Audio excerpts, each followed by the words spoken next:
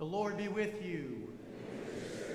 A reading from the Holy Gospel according to St. Matthew. At that time, Jesus withdrew to the region of Tyre and Sidon. And behold, a Canaanite woman of that district came and called out, "Have pity on me, Lord, Son of David. My daughter is tormented by a demon." But Jesus did not say a word in answer to her. Jesus' disciples came and asked him, "Send her away, for she keeps calling out after us." He said in reply, "I was sent only to the lost sheep of the house of Israel." But the woman came and did Jesus homage, saying, "Lord, help me." He said in reply, "It is not right to take the food of the children and throw it to the dogs." She said, "Please, Lord, for even the dogs eat the scraps that fall from the table of their masters." Then Jesus said to her in reply, "O woman, great is your faith. Let it be done for you as you wish." And the woman's daughter was healed from that hour. The Gospel of the Lord.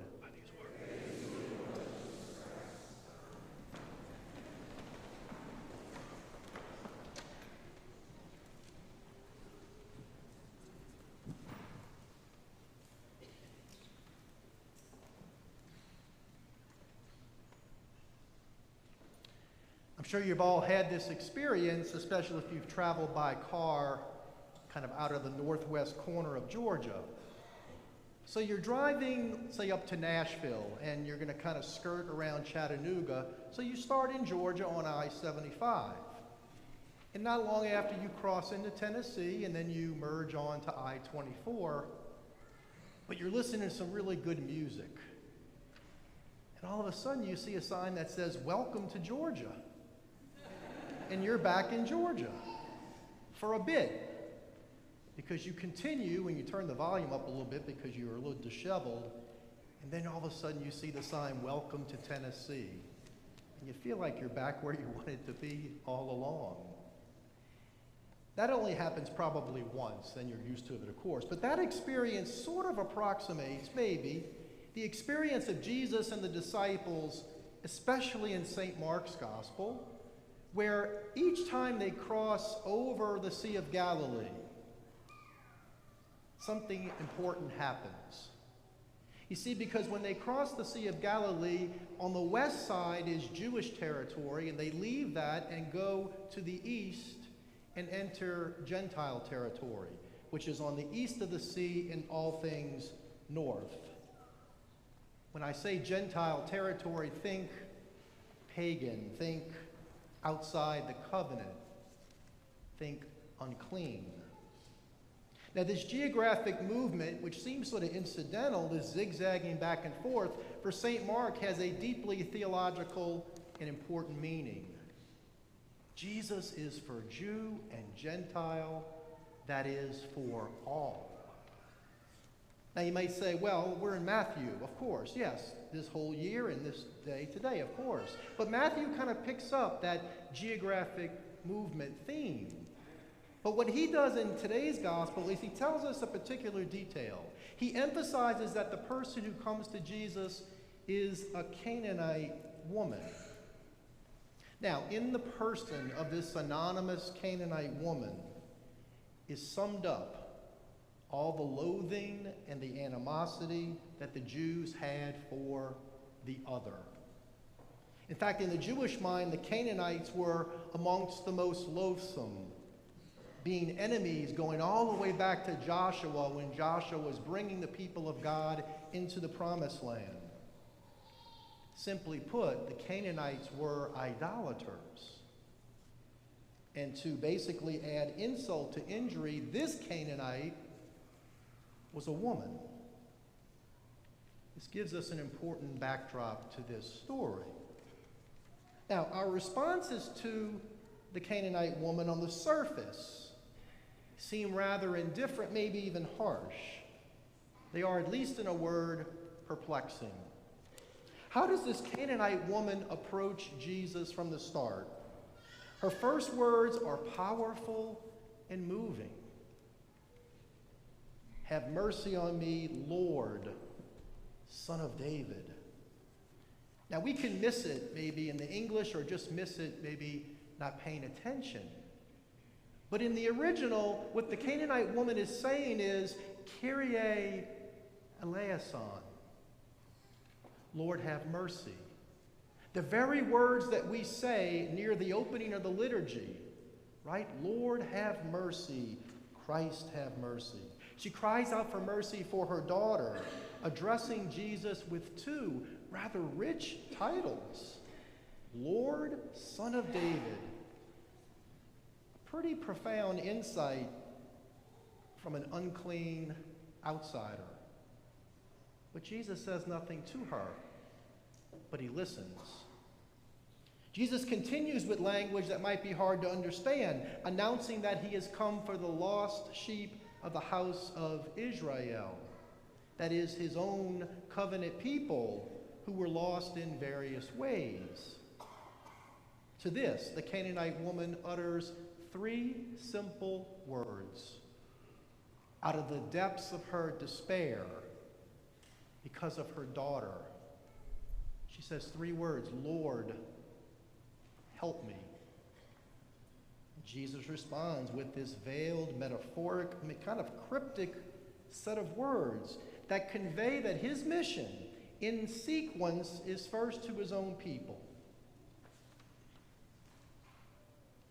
But then there is a major pivot in the encounter.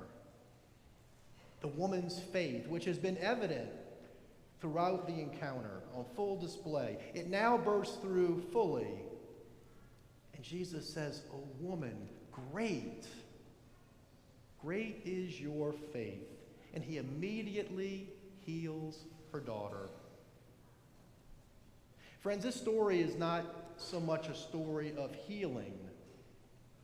That would be important, but we see that abundantly throughout the Gospels. This is a story of redemption. Because the woman represents so much alienation and so much rejection that Jesus gives this life-cleansing moment to her, but through the cleansing of her daughter. And now those who were unclean are now made clean and declared clean. Friends, it's stories like this all through the gospel. They are for the original audience, yes, but they are really also for us. And you can look in the mirror. They are for you. You see, we should see the elements of this story and the people in the story as us. So, for instance, if we see the disciples in the story, maybe sometimes we are dismissive of the other, the outsider who is not like us, so we deem them to be on the outside. Then we should see ourselves as the Canaanite woman, a truly accurate portrayal of ourselves. You see, Jesus really did come for the first covenant people, a covenant that was called the chosen people. But all through the Old Testament scriptures, Yahweh wanted his covenant people to be a light to the nations, a light to the Gentiles, a light to the others, over and over. The whole story of Jonah, we think of it about Jonah and a whale. It's not about Jonah and a whale. It's about Jonah being sent to the true and full, loathsome outsider, the Ninevites, the very people who had destroyed Jonah's own people not long before. And then think about that beautiful story when Jesus is presented in the temple and Simeon raises the infant Jesus upward and says, "The salvation of God can now be seen. A light to the Gentiles has come." Friends, on this 20th Sunday of Ordinary Time, the story of cleansing and of healing is ours. You see, from the moment of your baptism, beyond washing away original sin, yes, each of us were engrafted, carved back into, in a way, into the new covenant people of God. As Alonzo read from the second reading from Romans, the gifts and the calling of God are irrevocable. You receive those at your baptism. St. John said it a different way in his gospel. Jesus came to gather the scattered children of God. We hear those words in the third Eucharistic prayer. And in that group of the formerly scattered, now gathered, are the Samaritan woman, the Canaanite woman, and you, and a few million other people. But you can sense that you have no claim on God's mercy, God's loving embrace, his desire to bring you into union with himself is at his initiation. So each morning when we rise, we can begin with the words of the Canaanite woman, Kyrie eleison, Lord, have mercy on me. And as we end thinking about mercy, we call to mind the La Salette charisms, of course, of mercy and reconciliation that are for those on the outside. No one is outside of God's reach. So at the end of Mass today, when you hear that two-letter word, go, that is a word to you, to go and take that message, the good news of reconciliation and mercy, to anyone you deem as the other.